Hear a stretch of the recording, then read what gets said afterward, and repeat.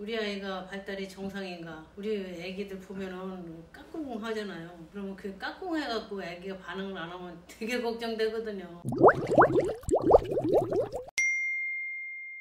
자, 원장님, 최근에 제가 유튜브를 통해서 이제 자폐가 늦게 발견되는 경우들을 이제 몇 가지 봤는데, 원장님이 생각하시기에 자폐 기본 개념에 대해서 간단하게 얘기해 줄 수 있을까요?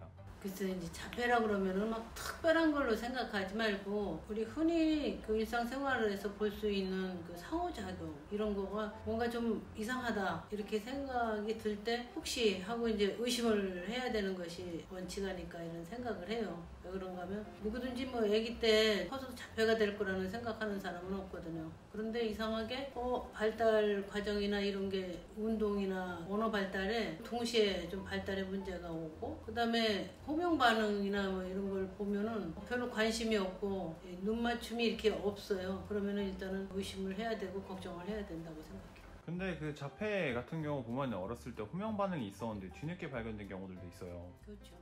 그런 경우에는 왜 어떤 이유 때문에 그렇게 될 수 있는 거예요? 분명히 초기에 전혀 이상이 없이 발달이 되는 것 같다가 도중에 오히려 이렇게 앞쪽으로 발달을 하는 게 아니고 오히려 퇴행 쪽으로 발달을 하는 경우에는 일단은 모든 가능성을 열고 아마 생각을 해야 될 것 같아요. 그래서 이제 자폐라고 그러면 뭐 특별히 어디서 따오는 게 아니고 이게 뇌의 장애라고 일단 생각을 하거든요. 그래서 뇌라는 게 신경 발달하고 연관되지 않겠어요? 자폐라는 것 자체를 신경 발달 장애라고 일단은 생각을 하고 어떤 특정만 생각할 게 아니고 운동 발달 또 우리가 언어 발달 이런 모두가 양면에 다 영향을 준다고 생각을 해요. 그래서 아이가 발달이 좀 늦으면 운동만 늦으냐 언어만 늦으냐 확인도 해야 되겠지만 일단 둘 다 영향을 줄 수 있다 하는 그런 가능성에 대해서 생각해야 됩니다. 그럼 자폐의 기본 특성 같은 게 어떤 게 있을까요? 최근 그 네덜란드에서 논문을 발표했는데 자폐 성향을 가진 이제 아이들이 운동뿐만 아니고 사회성 이런 쪽에도 이제 문제가 되고 이런 아이들의 한 85%는 언어 발달하고 운동 발달이 동시에 문제가 되더라. 그러니까 딱 자폐는 언어만 문제가 되는 것이 아니라 두 가지 다 문제가 되더라 하는 것이 이제 논문의 그 주제였어요. 그래서 이제 발달을 체크할 때 언어뿐만 아니고 사회적인 거, 운동 골고루 다 봐야 된다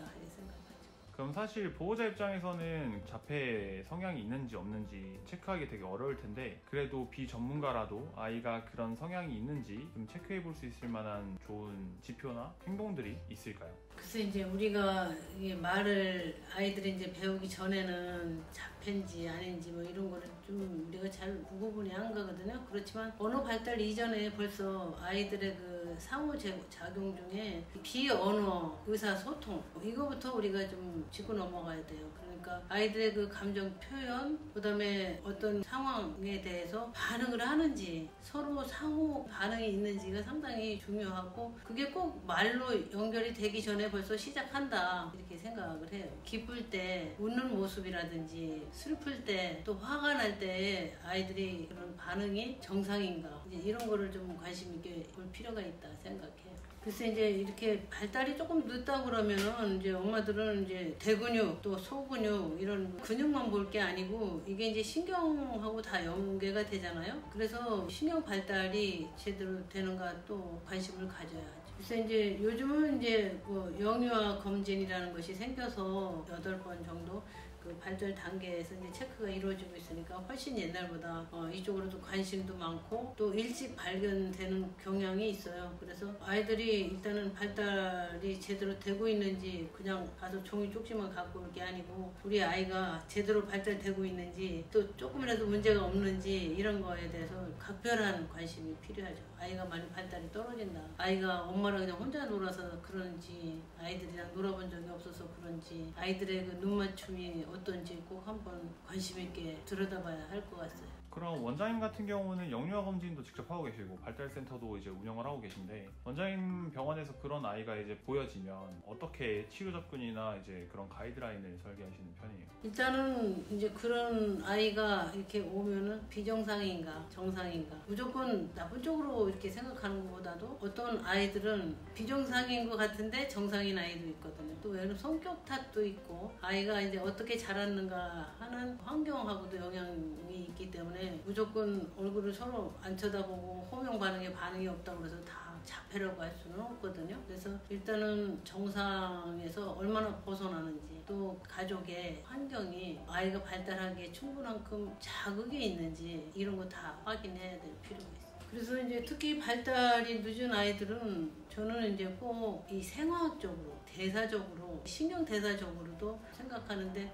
이게 신경 전달 물질이라는 것이 있어요, 우리 뇌에는. 그러면 그 뇌뿐만 아니고 이런 신경계에는 그 신경 전달 물질의 역할이 상당히 중요하거든요. 그런 것이 잘 같이 뒷받침이 돼야 아이들이 발달의 정상적인 과정을 우리가 예측을 할 수가 있거든요. 그래서 아이들이 발달할 때 일단은 발달이 정상인가, 운동 쪽은 이상이 없나, 그 다음에 사회적으로 문제가 없나, 진짜 우리 아이가 신경 전달 물질이 너무 많은 것은 아닌지, 아니면 아예 부족한 것은 아닌지, 이런 게 밸런스가 깨져서 막 컨트롤이 안 되는 이런 문제점은 없는지 한번 짚고 넘어가는 것이 좋을 것 같아요. 그래서 이제 아이를 키우는 엄마 아빠 입장에서는 우리 아이가 발달이 정상인가, 우리 애기들 보면은 까꿍하잖아요. 그러면 그 까꿍해갖고 애기가 반응을 안 하면 되게 걱정되거든요. 그래서 우리 애기가 쳐다도 안 본다, 또 관심도 없다, 이렇게 되면은 아이를 키우다가 아기마다 또 성향이 다르고 또 환경이 다르기 때문에 그 걱정되는 문제가 있다면 서로 상의해도 좋고 댓글로 남겨도 좋겠습니다.